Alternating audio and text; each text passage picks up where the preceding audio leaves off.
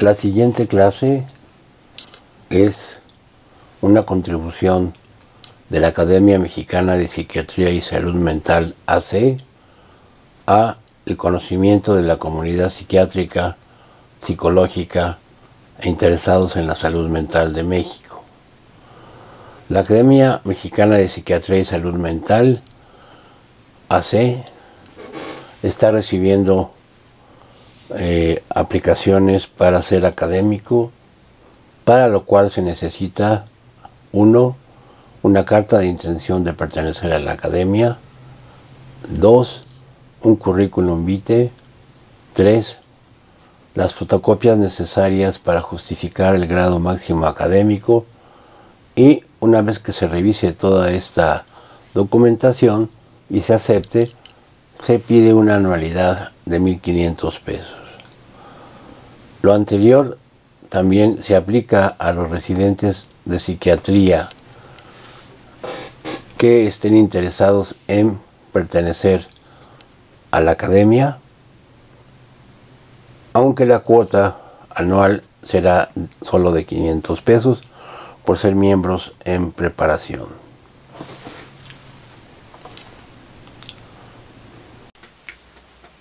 El sueño de movimientos oculares rápidos fue descubierto en 1952. Aunque cuando uno tiene hijos y los ve dormir, es obvio que existe una actividad ocular intensa en ciertas fases de su sueño. Inclusive llegan a abrir los ojos. Es posible que la carga laboral en el hogar, en la vida misma de los padres, hiciera que pocas veces le prestaran atención a este fenómeno, pero sobre todo que fue observado por unos ojos de un padre que incidentalmente se encargaba de observar si la frecuencia de parpadeo de los niños pequeños predecía el inicio del sueño. Esto, como lo narro, es una historia apasionante, como todas las historias de la investigación. En mi caso particular, ha sido uno de los temas que he desarrollado a lo largo de mi vida como investigador clínico y biomédico. Si algún tema me interesó y me sigue interesando todavía sobre la regulación del sueño y la vigilia, es el sueño de movimientos oculares rápidos. Por eso le he dedicado una clase en especial. Hemos comentado en clases previas que a lo largo de la noche tenemos episodios de sueño en el cual vamos avanzando en las diferentes etapas o estadios de sueño.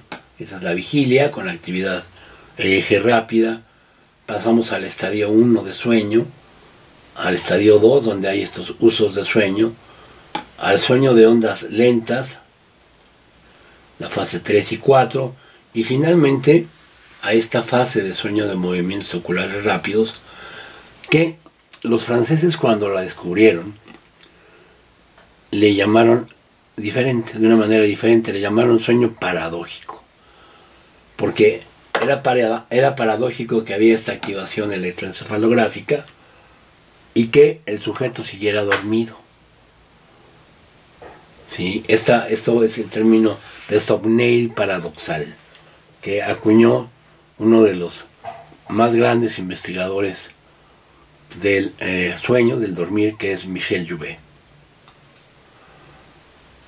Hablando de la historia del sueño de movimientos oculares rápidos, este señor Eugena Zelinsky, un inmigrante ruso, trabajando con otro ruso, Nathaniel Kleitman. En su programa de doctorado le pidió Nathaniel Kleitman que midiera la frecuencia en el cual los niños parpadeaban antes de quedarse dormido, para lo cual pues tenía que colocar electrodos, como ya hemos visto previamente, para poder monitorizar esta etapa del dormir. Los polígrafos o polisomnógrafos de entonces eran del tamaño de un refrigerador actual. Además eran de bulbos, eran ruidosos, y Eugena Zelinsky tenía que llevar este equipo a la casa de las mujeres posparturientas, las cuales las pobres han tenido unos meses que no duermen, pero además ahora con un señor que está midiendo el sueño a su hijo, con el tiempo acabó de tener muy pocas personas que quisieran hacer esta colaboración, a pesar de que se les pagaba. Y entonces Eugena Zelinsky se acordó que tenía hijos. Entonces, esta es su hija y este es su hijo Tom. En ellos empezó a estudiar si había o no esta frecuencia de parpadeo.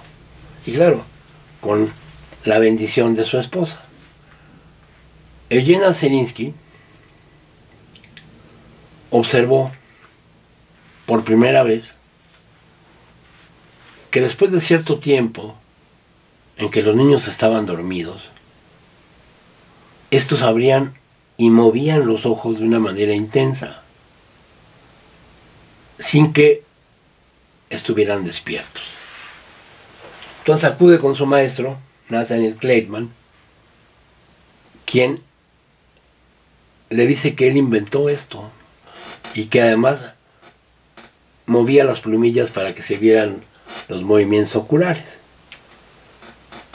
Pero Nathaniel Kleitman era una persona que le gustaba ser sujeto experimental. Había estado en las cavernas haciendo sus propios experimentos de ritmos circadianos, etc. Y él se ofrece como voluntario para ser el primer sujeto adulto en el cual se registra los movimientos oculares rápidos, y así es como se descubre y se publica en 1953 uno de los trabajos más importantes en la historia de las neurociencias y obviamente de la medicina del dormir, que es el descubrimiento de los movimientos oculares rápidos. ¿Por qué fue importante? Porque es un estado de conciencia con el cual los seres humanos no estábamos familiarizados. Esta es una fotografía tomada por el autor de esta plática cuando se cumple el aniversario número 50 de los movimientos oculares rápidos, en el año 2003, en la ciudad de Chicago, porque en la Universidad de Chicago fue donde se hizo estaban Nathaniel Kleitman, aquí de 101 años, y Eugena Zelinsky, el joven que vieron en la anterior diapositiva, aquí ya de 70 y tantos años. Pero llamo su atención de este señor que está sonriendo con los brazos cruzados, porque él es Michel Jouvet. Michel Jouvet es el investigador biomédico que más ha contribuido hasta ahora a esclarecer los mecanismos neurofisiológicos del dormir. ¿Sí? Desgraciadamente nunca se le dio el premio Nobel, pero ellos debieron de haber tenido el premio Nobel. Y William C. Dement, el único que está vivo todavía de los 4 soñadores, fue el quien empezó a hacer trabajos de privación de sueño de movimientos oculares rápidos, porque en esa época, en el 53, 54, la escuela dominante en psiquiatría era desgraciadamente la escuela que más ha atrasado a la psiquiatría y que le ha dado su mala fama, que era el psicoanálisis, llamada por mí el circoanálisis. Y el charlatán de Freud, de Sigmund Freud, pensaba que el dormir, la actividad onírica, era el camino real al inconsciente. Entonces, la pregunta que se hizo William Dement, que entonces era residente de psiquiatría, era ¿qué pasaría si yo privo de la actividad onírica a un grupo de personas? Ahora, ¿por qué se interesó él en esto? Bueno, cada que despertaban a los sujetos que estaban teniendo los movimientos oculares rápidos, narraban estar en sueño humor, estar soñando. Entonces se hizo una asociación que después, además, se descubrió que no era real, entre sueño humor y ensoñaciones. Con esto volveré más tarde, ¿sí?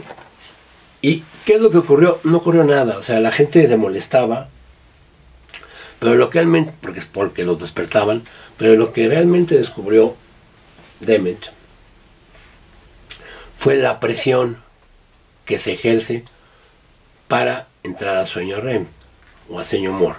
La primera noche se despertaba a la persona 6 veces, la siguiente noche 12, la siguiente 20, y finalmente cuando se permitía que las personas durmieran libremente, él observó por primera vez el llamado rebote de sueño humor. O sea, el sujeto, una vez que se le permite dormir libremente, tiene una mayor densidad, mayor cantidad de sueño humor. El sueño humor de las 8 horas que duerme aproximadamente un adulto, ocupa el 20% de las diferentes etapas del dormir. Cuando se rebota de sueño humor, llega a ocupar 40 a 60%. Entonces esta foto es una foto célebre porque contiene a los padres de la medicina y de la neurofisiología del dormir del siglo XX y principios del XXI.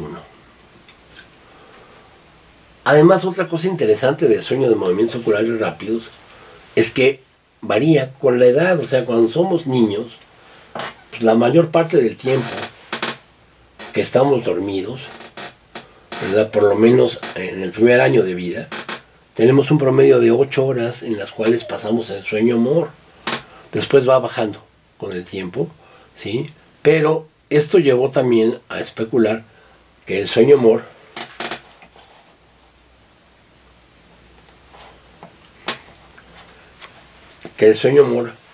tenía que ver con, aquí el sueño humor es este, que tenía que ver con funciones de regulación de la maduración del sistema nervioso. ¿Cuáles son los aspectos relevantes del sueño humor? Bueno, tenemos movimientos oculares rápidos conjugados, no todo el tiempo. Es decir, podemos hacer una medición temporal en cada minuto de sueño humor, cuántos movimientos tenemos por minuto, y a esto se le llama actividad de sueño humor. Hay además una desincronización electroencefalográfica, tenemos ensoñaciones de tipo bizarras, donde hay una pérdida de juicio de realidad. O sea, podemos volar, podemos cruzar paredes, podemos ver gente que ya no está viva, pero no nos cuestionamos esto. ¿Por qué? Porque tenemos poca actividad prefrontal, de los lóbulos prefrontales, y eso nos hace que no cuestionemos durante el dormir el por qué tenemos estas experiencias. Tenemos atonía muscular, y la actividad de las neuronas corticales está más o menos equivalente al sueño 1, en la fase 1, o de vigilia inclusive, con elementos especiales como son las ondas en sierra o en dientes de tiburón. ¿Sí? Este es un sueño humor típico, con los elementos que hemos descrito: dientes en sierra, las ondas agudas, los movimientos oculares conjugados y la atonía muscular.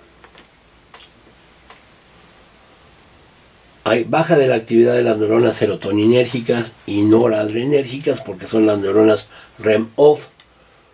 Hay contracciones musculares fásicas. Esto se pueden observar en nuestras mascotas, donde a veces mueven o brincan.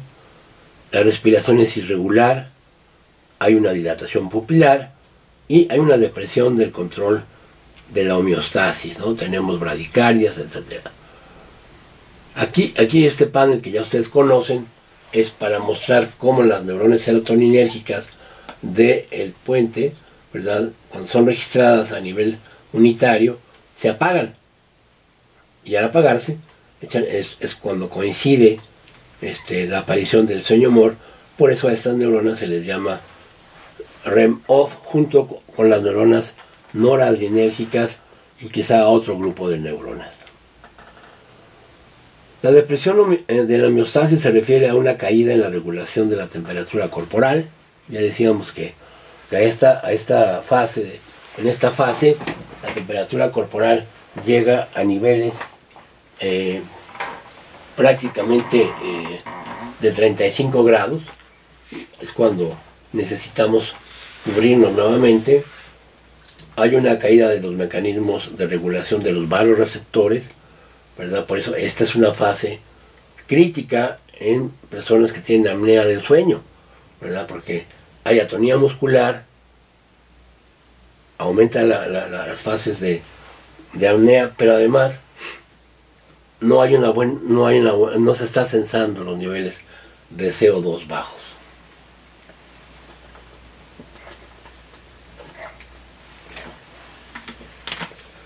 Hay una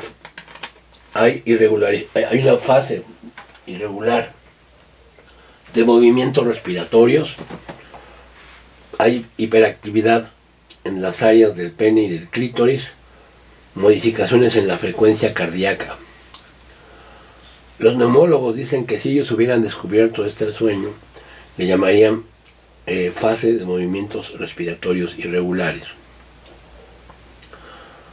También esta fase está caracterizada por una actividad que se origina en el hipocampo y son ondas de 7 a 5 ciclos por segundo, 7 a 5 ciclos por segundo, y que se originan en las células piramidales de esta zona del giro dentado, o sea, A1, es decir, de la corteza entorrinal, y en el tallo cerebral, en el núcleo pontis oralis, desde donde proviene la actividad pontogenículo-occipital que fue descrita por Michel Jouvet. Esta actividad pontogenículo-occipital, que se observa en esta gráfica, en donde el animal está en sueño REM, esto se necesita que hacerse en animales porque estos electrodos se colocan profundamente en los núcleos geniculados laterales. Michel Jouvet además y su grupo encontraron que antes de que el animal ingrese al sueño REM, aparece la actividad PGO, y esta actividad PGO, que precede unos segundos antes al sueño humor, él le llamó actividad PGO heráldica, es decir, que está avisando del inicio del sueño humor. Y como he mencionado anteriormente, esta actividad tiene que ver con las alucinaciones visuales y algunos fenómenos emotivos que tenemos en la fase de sueño humor, aunque como veremos más tarde, no es cierto que nada más tenemos actividad onírica en sueño humor, también tenemos en otras fases del dormir, pero la actividad del sueño humor sí es muy cercana a un fenómeno de psicosis. Cuando se abocan a la tarea de encontrar la anatomía del sueño humor, por varios años Michel Jouvet, neurocirujano, empezó a trabajar con animales a los cuales después de la cirugía los mantenía vivos, ¿verdad?, con cierta asistencia, para ver cuál era el sitio donde era suficiente y necesario para que se generara el sueño de movimientos oculares rápidos. Entonces, Michel Jouvet, recientemente fallecido, era una enciclopedia realmente. ¿Qué descubrió Michel Jouvet? Bueno, descubrió el sueño paradójico en animales, descubrió la actividad pontogenículo-occipital, él descubrió en los gatos que lesionando el tercio inferior del locus coeruleus se producía un gato que tenía el sueño REM sin atonía. Entonces, en el grupo de ellos era el sueño REM sin atonía, y ese sueño REM sin atonía fue el sustrato de lo que después se conoció como trastorno conductual del sueño REM. ¿Sí? Se podía ver en los trabajos de Michel Jouvet cómo estos gatos, estando dormidos, se incorporaban y cazaban roedores o alguna de sus presas, y esto llevó a extrapolar que los animales sueñan igual que los seres humanos, pero no solo eso, sino que estamos soñando en línea, es decir, cuando está ocurriendo el fenómeno, como cuando está ocurriendo las actividades durante la vigilia. Este concepto no existía, por ejemplo, en la época de Freud.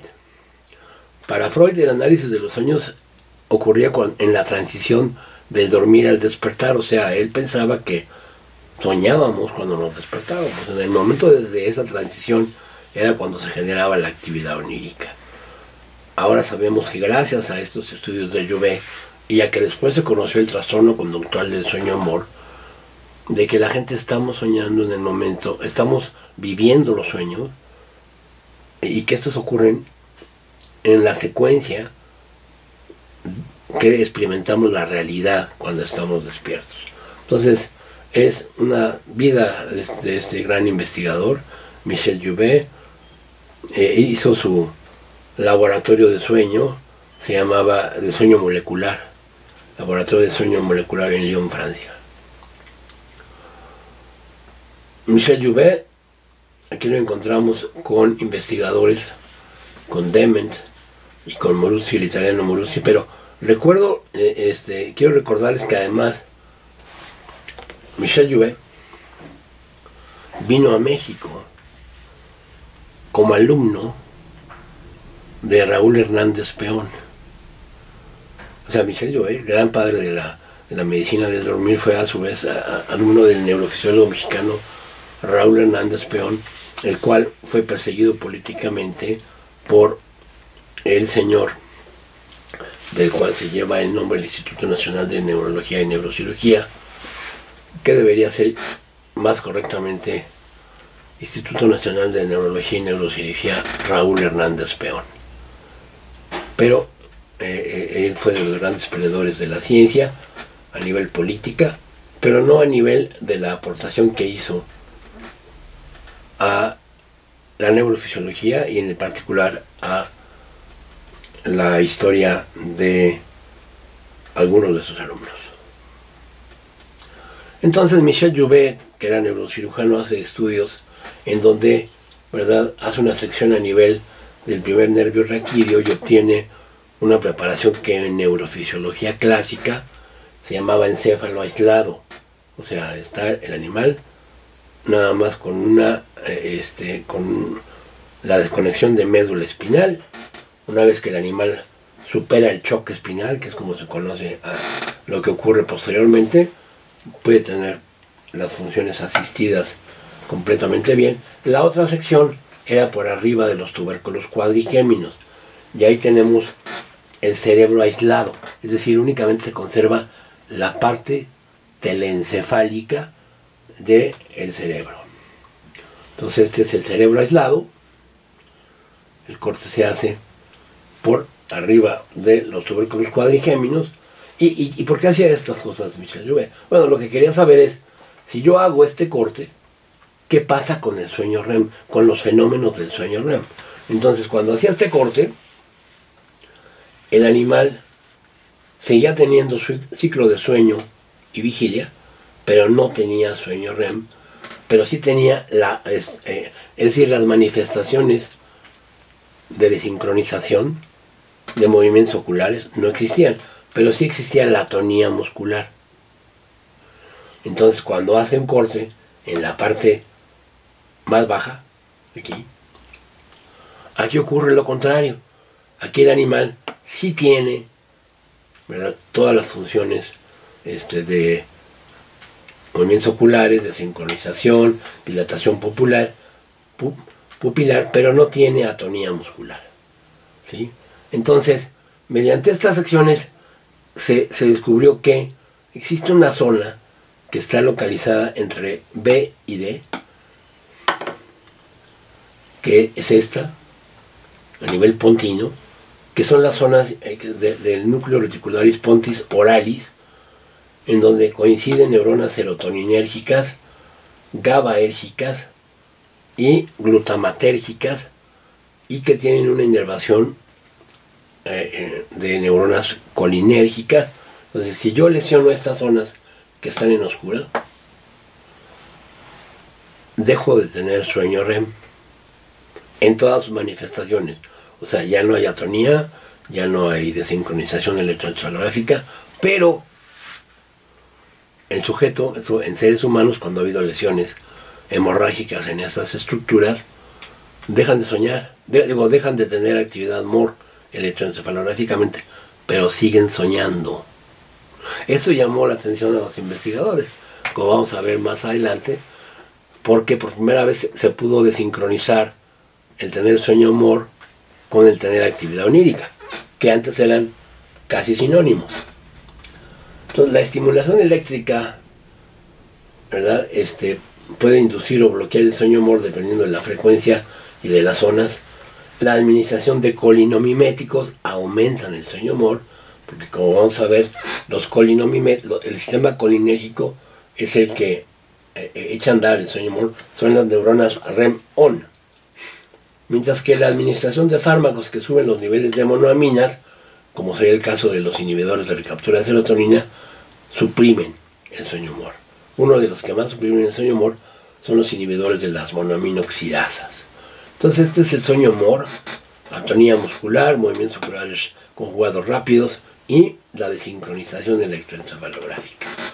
Y estas son las células las células colinérgicas de las áreas laterodorsal segmental teñidas para acetilcolina, que son las que en cierta fase, cuando está el animal transcurriendo de sueño de ondas lentas, se desinhiben y son las que echan a andar el sueño MOR a nivel del núcleo reticularis pontis oralis, que son células gigantes que se encuentran en esta región. Entonces estas células colinérgicas, cuando acaba el sueño delta, ¿verdad?, echan a andar esta zona que estaba inhibida por el locus coeruleus, orexinas, todo lo que he mencionado, y se echa a andar el sueño MOR, que tiene un componente glutamatérgico ascendente. O sea, hay componentes ascendentes y componentes descendentes del sueño MOR, pero aquí únicamente estamos hablando de los fenómenos de desincronización, ¿sí? Entonces, ¿verdad?, estas células de los núcleos pedúnculo, pontino y lateral dorsal son las células colinérgicas, que están activas cuando estamos despiertos, pero que también están activas en el sueño REM.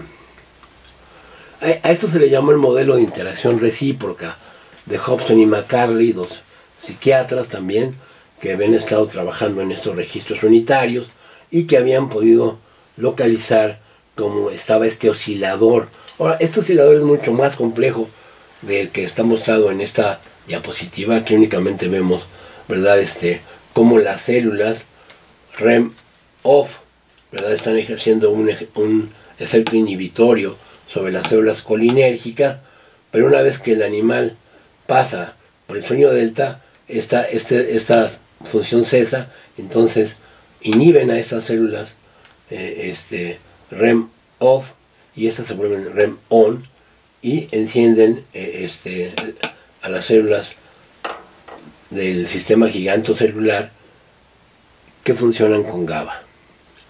Ahora, ¿qué pasa realmente, no? Bueno, este es el rafe dorsal, este es el campo gigantocelular, ¿verdad? Esto es al inicio del sueño, esto está inhibido, pero en la medida que va pasando el sueño de ondas lentas, ¿verdad?, estas células del rafe dorsal ¿verdad? Empiezan a estar activadas y van a estar activadas por las células colinérgicas, ¿no? Va a excitar esto y vamos a tener componentes ascendentes del sueño MOR y componentes descendentes del sueño MOR, ¿no? Componentes ascendentes, los movimientos oculares rápidos, la desincronización electroencefalográfica, otra serie de cambios. Hay componentes descendentes, que es la atonía muscular, pero también todos los cambios a nivel de erección peniana, de erección de clítoris, de cambios a nivel de la homeostasis, que ya hemos mencionado previamente. A lo largo de la noche vamos teniendo una oscilación entre sueño MOR y sueño no MOR, ¿sí? Aquí esto nos lo está indicando esta gráfica, cómo hay un modelo dinámico que está oscilando, donde las neuronas REM-OFF y REM-ON se están alternando para que exista una interacción de sueño de ondas lentas y sueño de movimientos oculares rápidos a lo largo de la noche, en donde en la primera parte de la noche, decíamos, predomina el sueño de ondas lentas y en la segunda el sueño de movimientos oculares rápidos. Esta diapositiva es muy importante por la siguiente razón. Aquí lo que podemos ver es que hay los sistemas que echan a andar el sueño REM, los sistemas que inhiben al sueño REM, pero estos están coordinando diferentes cosas. Movimientos oculares a través de los pares craneales, atonía muscular a través de este factor descendente que va a los músculos de las astas anteriores de la médula espinal. Ahora, cada uno de estos elementos, de vuelta es el modelo de interacción recíproca, pero aquí lo que quiero que ustedes vean es cómo cada uno de estos elementos, el de atonía muscular, el de activación del sueño REM, el de movimiento ocular, etcétera, se pueden disociar, ¿sí?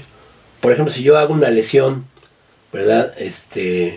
En el locus coeruleus, en la parte inferior del locus coeruleus, puedo disociar, puedo hacer que el animal ya no tenga atonía muscular, que es lo que ocurre en el trastorno conductual del sueño MOR. O se puede presentar activación de la corteza cerebral, ¿verdad? Como si estuviera despierto el animal, pero persiste la atonía muscular en el caso de la parálisis de sueño. Lo que la narcolepsia nos indicó como enfermedad es que cada uno de los componentes del sueño REM que les he mencionado anteriormente son disociables, y esta disociación se explica porque están vinculados diferentes sistemas de neurotransmisión que normalmente coexisten y que normalmente están empaquetados para que ocurran dentro del episodio de sueño MOR, pero que en enfermedades como la narcolepsia, la parálisis de sueño, o en el uso de algunos medicamentos, por ejemplo, el uso de inhibidores de recaptura de serotonina produce movimientos de las extremidades, movimientos periódicos de las extremidades, y esto se debe a un fenómeno a nivel de médula espinal. O sea, se pueden disociar los elementos del sueño MOR.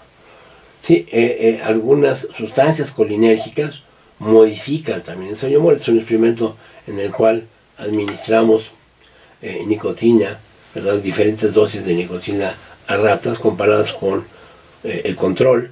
Podemos ver como que lo más que se afecta, pues es el estado, se logra que el animal esté más tiempo despierto, un efecto alertante, porque la nicotina es una droga sucia, no nada más estimula los receptores nicotínicos, sino que va a producir activación de catecolaminas sobre todo, y esto explica el aumento de la vigilia y la disminución del sueño MOR con el aumento de la latencia al mismo, ¿no? O sea, se tarda más tiempo el animal para ingresar a sueño MOR, ¿no? Esto nuevamente está aquí, además es dosis dependiente, son los minutos de sueño MOR, a mayor dosis más inhibición del mismo, y lo mismo en cuanto a el estado de vigilia, ¿no? A mayor dosis el animal está más tiempo despierto. Y se debe a este fenómeno, ¿no? Este fenómeno, finalmente la nicotina activa no nada más serotonina, activa norepinefrina, entonces esto nos explica cómo se potencia el efecto de las células REM off. En este trabajo lo que hicimos fue medir la serotonina, los niveles de serotonina en la formación reticular durante el sueño normal y después de la privación de sueño REM. ¿Por qué estábamos interesados en esto? Bueno, la privación de sueño REM resultó ser una maniobra antidepresiva. Cuando se hace la privación de sueño REM en sujetos sanos, no ocurre nada más que el rebote de sueño REM, pero cuando se hace esta privación en sujetos con depresión mayor, mejoraron de su depresión. No solo eso, que después todas las moléculas que se emplean como antidepresivos tienen un efecto principal que es la supresión de sueño-humor. Entonces aquí pueden ver donde se mide en esta zona, ¿verdad? Se mide a lo largo de las diferentes fases del dormir, los niveles donde está más bajo, pues es en el sueño REM. Esto es coherente con que la actividad serotoninérgica está disminuida durante el sueño REM, ¿sí? Y esto también, cuando se recupera, ¿verdad? También en la privación de sueño REM, también vemos que baja, ¿verdad? También los niveles de serotonina. También puede verse aquí en esta diapositiva. Bueno, estos son los experimentos que les quería comentar, de cómo está la continuidad cerebral durante el sueño, ¿sí? La continuidad cerebral quiere decir la conectividad de las diferentes de las columnas en la corteza cerebral. Para hacer esto, el grupo de Giulio Tononi hizo una técnica con electroencefalografía de alta densidad que está acoplada a estimulación magnética transcraneal. Y cada que se da una estimulación magnética, se hace la captura de la señal eléctrica, pero cada que se estimula, ¿verdad? Se detiene la captura, ¿no? Para que no haya problemas a nivel de tipo mecánico eléctrico. Pues cada que se estimula, aquí está el sujeto despierto, aquí está el sujeto en la fase de sueño no REM, y también se les estimula en la fase de sueño REM, ¿no? Entonces, ¿qué pasa cuando se estimula en las diferentes fases de sueño, ¿no? Bueno, esto lo vamos a ver aquí. Cuando se estimula en vigilia, es como si se arrojara una moneda a una fuente, ¿verdad? El estímulo va avanzando más o menos con cierta velocidad, porque hay cierta continuidad en las áreas corticales. Pero si se administra el sueño no REM, aquí hay una desconexión, porque estas células, estas columnas, están apagadas, porque están cargando glucosa, ¿sí? Entonces, esto explica, ¿verdad?, que en el sueño delta sea la única fase de nuestra actividad neurofisiológica en la cual estamos inconscientes. ¿Por qué? No tenemos interconectividad cortical, y eso lo demostró Giulio con este experimento muy interesante, en donde sobre todo tenemos una descontinuidad de las columnas corticales, ¿no?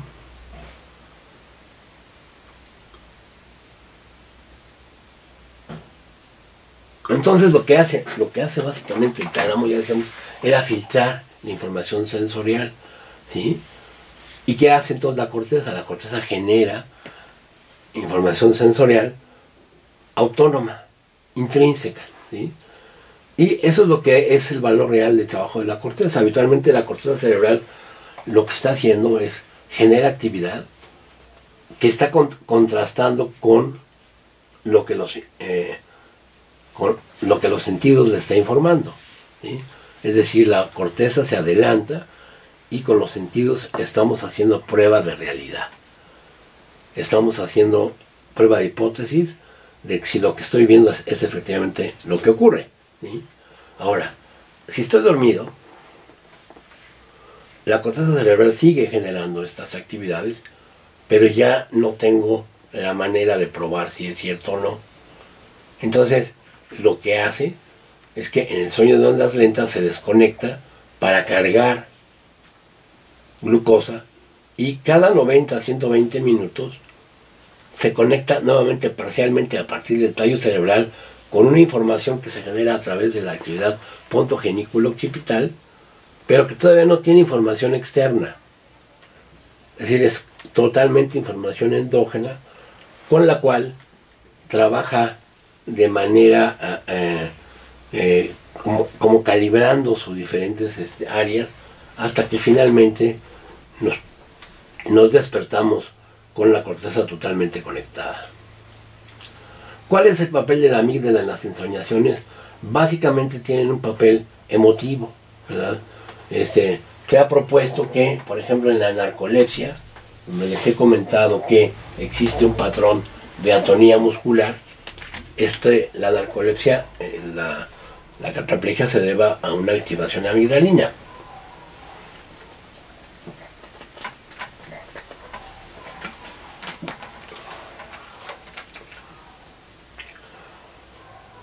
Entonces la amígdala participa en los fenómenos de recuperación en la privación del sueño MOR, ciertamente a través de mecanismos noradrenérgicos.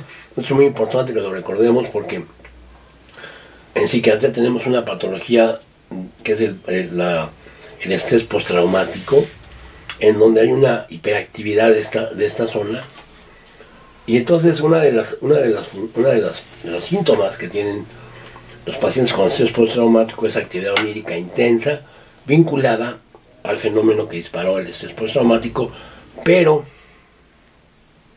ciertamente el sujeto, como tiene hiperactividad noradrenérgica, se despierta, y si una de las funciones de la actividad onírica en estas personas es tratar de crear un fenómeno de sensibilización, es decir, de atenuar o de ir bajando el impacto del estímulo que generó el estrés postraumático, en este momento ya deja de ser efectivo por la hiperactividad noradrenérgica. Por eso se llega a emplear prazosin o beta bloqueadores para disminuir esta hiperactividad noradrenérgica y que se pueda tener actividad onírica que vaya atenuando, como si fuera exposición graduada al evento que generó la ansiedad, el fenómeno de estrés postraumático. Entonces, también interviene en consolidación de memoria. La memoria durante el sueño MOR no se refiere a la memoria que tenemos de las ensoñaciones, sino de memoria de los eventos cotidianos, ¿sí? Y obviamente esto se ha estudiado por aumento de síntesis de proteínas, por entrenamientos, etcétera, en donde se puede connotar que gente o animales que están sometidos a maniobras de aprendizaje están teniendo una mayor densidad o una mayor cantidad de sueño MOR. La parte de la actividad onírica es importante porque tiene que ver con la exploración de la conciencia. Hay muchas definiciones de conciencia. Daniel Dennett dice que cada persona tiene una definición de conciencia, como cada persona tiene una definición de lo que son los juegos electrónicos, porque tienes un juego electrónico en tu casa, o etcétera, ¿no? Pero realmente para fines de la neurociencia, la conciencia se puede definir como un monólogo que en la vigilia está sincronizado con la autocognición, el conocimiento del mundo que te rodea, mientras que en el sueño de ondas lentas, en la fase 1 y 2, tenemos un diálogo, un monólogo, en el cual ya no interviene el mundo externo, sino es el mundo interno, y que en ocasiones esto nos crea pensamientos lineales y circulares que son a veces útiles, porque por ejemplo podemos encontrar cosas que no recordábamos dónde se localizaban, pero que en otras ocasiones no nos impide pasar al sueño de ondas lentas. Mientras que el sueño MOR tiene como característica tener un sueño, un pensamiento totalmente psicótico. Se sabe que los lóbulos prefrontales están hipoactivos y esto nos evita tener juicio de realidad, ¿no? Por ejemplo, ¿por qué estoy volando? ¿Por qué estoy respirando debajo del agua y puedo ver ballenas y platicar con ellas, ¿no? Entonces el dormir como actividad mental, ¿verdad?, es interesante. En el sueño sin movimientos oculares rápidos, ¿verdad?, se piensa que solamente en la fase 1 y 2 tenemos actividad mental que tiene que ver con ideas obsesivas del contenido previo, de nuestra biografía previa, mientras que en el sueño MOR son pensamientos que no son lógicos, tenemos alucinaciones auditivas y visuales, a veces táctiles, y el pensamiento es primario o de tipo psicótico. Cuando se pone esto en el contexto evolutivo, una de las primeras preguntas que se hace es: ¿para qué sirve el soñar? ¿Para qué tenemos actividad onírica? ¿Sí? Esto es importante. Si se ha preservado a nivel evolutivo en los seres humanos y otros animales, debe de tener alguna función por la cual se ha preservado. Entonces hay varias hipótesis. La primera es que la actividad onírica es únicamente la actividad de estar calibrando la corteza cerebral para ver si ya tiene los niveles de glucosa adecuados para poder conectarse. Entonces el sueño, la actividad onírica, sería únicamente un ruido de fondo. Luego está la siguiente hipótesis, que es como más la popular, que en los sueños tenemos pensamientos profundos, podemos tener pensamientos premonitorios, etc. En los sueños como actividad mental, en donde estamos teniendo procesamiento de señales, procesamiento de informaciones, olvidos, generando sistemas antipsicóticos y antialucinatorios, etc. Como ruido cerebral, ¿verdad?, esto tiene que ver con lo que comentábamos previamente, la actividad pontogenículo-occipital, que se echa a andar a nivel antes del sueño MOR. Lo que está haciendo es está consolidando cosas, pero está viendo de la conectividad de la corteza cerebral. ¿Qué tan posible es que ya esté bien conectada para poder despertar y tener una conciencia, ¿no? Entonces, al estimular la corteza calcarina, la corteza occipital, generamos actividad, imágenes. Ciertamente el sueño, sobre todo el sueño de movimientos oculares rápidos, está lleno de imágenes, pero también de emociones. Y esas emociones, decíamos, es porque las PGOs secundarias, como se llaman en neurofisiología, no van a la estructura calcarina, sino van al sistema límbico. Todas estas son las PGOs, ¿verdad?, que están generadas en el momento en que el animal, antes que entre, estas son las PGO heráldicas, que ocurren antes que el animal entre al sueño MOR,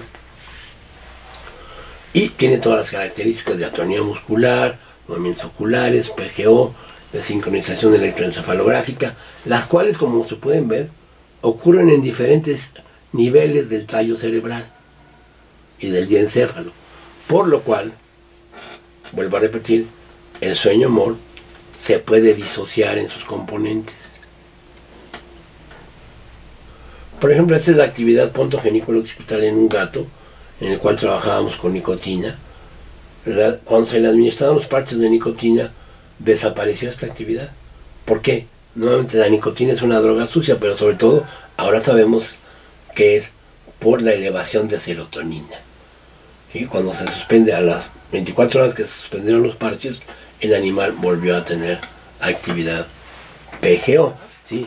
Y esto ocurre básicamente, como se demostró en otros trabajos, porque al elevar la serotonina es un inhibidor del sueño, pero no se abate el sueño REM, ¿eh? El animal sigue teniendo sueño REM, pero se abate el componente de las PGOs.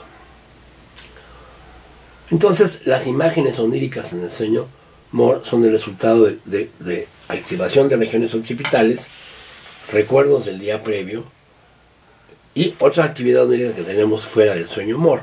Y entonces hacemos una especie de edición cinematográfica cuando nos despertamos y tenemos la costumbre de recordar los sueños, porque hay gente que no le da mucha importancia a esto, pero hay comunidades donde esto inclusive se fomenta para fines de poder entender a cada persona, ¿no? Entonces se entienden como las pruebas proyectivas que se usan en psicología, en donde cada persona, dependiendo de las imágenes que se le presentan, hace una historia, una narrativa de ellas. ¿Sí? Por ejemplo, este es el cartel de la película Nostalgia, ¿verdad? Donde con una sola imagen nos narra toda la película, ¿no? Vemos una dasha, una de estas cabañas rusas, Andrei, el poeta, que va a cruzar una piscina natural que está vacía, ¿verdad? Una catedral gótica destruida y una mujer que está enamorada del poeta, ¿no? Esto puede ser la imagen que tuviéramos durante una alucinación onírica. Para otras personas, ¿verdad?, los sueños están diseñados como para expresar pensamientos, sentimientos, deseos, mensajes de los dioses, ¿no?, como en la Biblia, el camino para explorar el inconsciente, en el psicoanálisis. Pero eso no hace sentido evolutivamente, ¿no? O sea, los humanos más capaces para interpretar sus sueños no son diferentes de los que no los interpretan, ¿no? Hay unos que jamás han oído hablar de Freud. Los animales que sueñan más no son tampoco los más inteligentes, etc. Las ideas básicas de Sigmund Freud respecto a la actividad onírica es que el sueño libera deseos inconscientes reprimidos y estos deseos reprimidos buscan salida, ¿no? Bueno, esta parte de la sublimación podría tener cierta aceptación, podría ser, además que hay que llevarlo a la comprobación científica, ¿no? Ese es el problema que hay con este tipo de cosas, pero bueno, quizá es lo más aceptado de la teoría freudiana, ¿no?, de la actividad onírica como resolutoria de problemas. Así, si ustedes tienen un jefe que les hace la vida imposible, lo pueden asesinar en el sueño, no tienen necesidad de esconder el cadáver ni de crearse una coartada para el mismo, lo asesinan en el sueño y el día siguiente ya o no le hacen caso o hasta se vuelven amigos, ¿no? Para Wilhelm Wittgenstein, uno de los filósofos del Círculo de Viena, los sueños tienen significados contextualizados a cada persona. No todos los sueños tienen un contenido sexual, esto es muy importante que se acuerden. Y los sueños son un tipo de pensamiento en el que nuestro monólogo interno continúa sin la distracción del medio ambiente externo. Esto de la película Spider, ¿no?, donde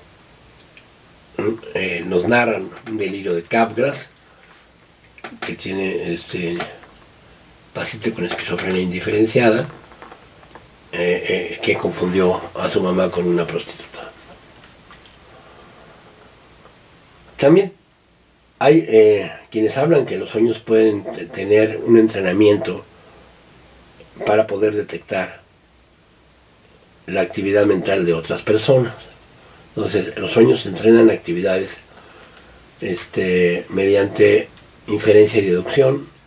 Los seres humanos poseemos esta habilidad de leer el lenguaje no verbal de las personas que nos rodean, y leer la mente mediante un proceso interpretativo está culturalmente determinado. Entonces, en los sueños podemos estar ensayando ciertas actividades interpretativas de las personas. Al soñar somos narradores de nuestro entorno. Pocas veces nos soñamos viéndonos a nosotros mismos. Existe el fenómeno y se llama autoscopía. Por ejemplo, en este fotograma de la película Juana la Loca, ¿verdad?, Juana está viendo a sus damas de compañía y nada más con verlas y olerlas, porque también las huele, identifica quién es la que le está poniendo el cuerno con su marido Felipe el Hermoso, y no las mataba, que podía hacerlo porque era la reina de Castilla, sino las casaba con algún noble deforme o con algún noble que tenía algún problema serio. También podemos hablar de los sueños como la actividad onírica como un fenómeno antialucinatorio, o sea, generamos mecanismos alucinatorios, tenemos la vivencia de los mismos porque está cancelado el lóbulo frontal, ¿sí? ¿Cómo son los sueños en la actividad onírica? Pues un monólogo continuo cuando estamos en sueños de ondas lentas, con una sintaxis similar a la vigilia. Nos acordamos de cosas que nos ocurrieron previamente y se focaliza la atención en el discurso que emite el soñante. Puede haber pausas, que esto equivale a la actividad de sueño delta profundo, ¿sí? Mientras que en la actividad de sueño MOR hay imágenes intercaladas, podemos sentir que nos movemos, que nos caemos, puede haber autocognición de que se está soñando, y estos son los sueños lúcidos que vamos a ver más adelante. La mayor parte del tiempo se tiene certeza de lo que soñamos es real, no lo cuestionamos. Intervienen vías visuales, auditivas, y en el menor grado, sensoriales de otro tipo, táctiles y a veces olfativas. Hay contenido emotivo, a veces incoherente, no hay una coherencia entre lo que vemos y lo que sentimos, y a veces podemos observarnos. Casi siempre el que sueña es como en el cine, es un espectador de lo que está pasando, pero a veces esto llega a tener connotaciones de que uno se ve afuera, y eso se llama autoscopía. Este es de Goya, de su serie negra. ¿Qué son los sueños lúcidos? Estos ocurren cuando la persona se percata de que está soñando durante la ensoñación, ¿sí? Y se supone que hay una activación prefrontal. Hay personas que tienen esto de manera innata, de manera natural, y se puede entrenar. Y las gentes que hacen meditación pueden entrenar esta condición. No solo pueden darse cuenta de que están soñando, sino pueden modificar el guión. O sea, pueden hacer un guión particular que destraba algunos problemas cognitivos. Por ejemplo, se usa en estrés postraumático, ¿verdad? Tratar de que el sujeto bajo medicación, bajo desensibilización, pueda tener sueños lúcidos donde modifiquen los eventos para que pueda tener el si hubiera hecho esto, no hubiera pasado lo otro. De hecho hay una película de Christopher Nolan en donde hay una arquitecta, ¿no?, que trata de modificar el contenido de los sueños, y ellos saben que están en este tipo de actividad onírica construida. La función del sueño de ondas lentas, básicamente restauración de glucógeno, disipación de temperatura corporal, está acoplado a la secreción de hormonas, algunas de ellas como el crecimiento, que aumentan la mitosis, movilización de lípidos y síntesis de proteínas, y resetea los receptores a neurotransmisores.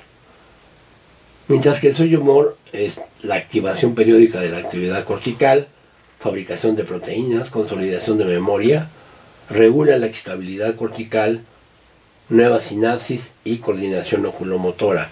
Es decir, lo que uno sueña, si ustedes están aprendiendo a hablar ruso y de repente sueñan en ruso, es que ya aprendieron a hablar en ruso.